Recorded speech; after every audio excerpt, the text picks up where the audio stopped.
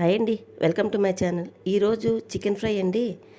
అసలు చాలా తక్కువ ఆయిల్ తోటి బ్యాచిలర్స్ అయినా ఎప్పుడు అసలు వంటగదిలోకి వెళ్ళని వాళ్ళైనా చాలా సులువుగా నేనైతే మా పిల్లల కోసం ఎలా తయారు చేస్తానో చూడండి. సైడ్ డిష్కి అయితే చాలా బాగుంటుందండి. చికెన్ మార్కెట్ నుండి తెచ్చుకున్న అరకే చికెన్ శుభ్రంగా కడిగేసిన తర్వాత మన రుచికి సరిపడగా ఉప్పు, పసుపు, అలాగే కారము, ఇంకా ఎక్కువ స్పైసీస్ ఏం వేయకండి, ఏం అక్కర్లేదు.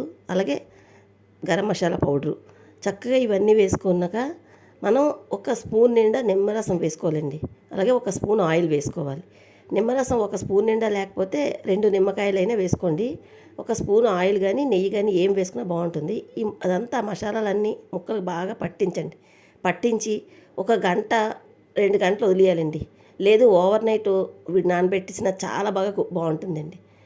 ఇప్పుడు ప్యాన్ పెట్టుకొని 2 గంటలు నానబెట్టానండి నేనైతే. ప్యాన్ పెట్టుకొని ప్యాన్లోని 1.5 స్పూన్ ఆయిల్ వేసానండి. ఎక్కువ ఆయిల్ ఏం వేయలేదు, చూసారు కదా.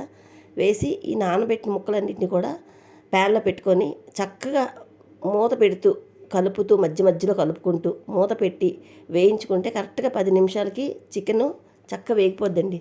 ఇప్పుడు చికెన్లో నుండి వచ్చిన వాటర్ తోటి మనకి చికెన్ బాగా కుక్ అయిపోద్ది. పైగా మనం ఇవన్నీ మసాలాలు అన్నీ వేసి మ్యాగ్నేట్ చేసుకుని ఉంచుకున్నాం కదండి. దానివల్ల చికెన్ చాలా టెండర్గా రెడీ అవుద్ది.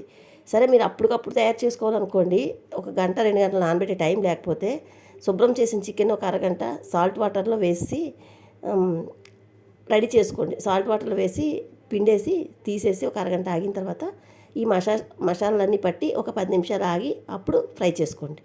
చాలా బాగుందండి. మీరు అసలు అయితే మనం సాంబార్ అన్నం కానీ, పప్పులుసు కానీ, మిరియాల రసం కానీ, టమాటా రసం కానీ పెట్టుకొని ఇలాగా సైడ్ డిష్ కింద ఈ చికెన్ ఫ్రైని పెట్టుకొని తినామనుకోండి, చాలా బాగుంటుంది.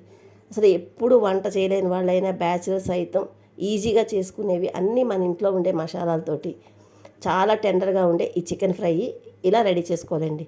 ఇంకా చెప్పడానికి కూడా ఎక్కువ ప్రాసెస్ ఏం లేదండి. అన్నీ నానబెట్టుకోవడం, చక్కగా వేయించుకోవడం.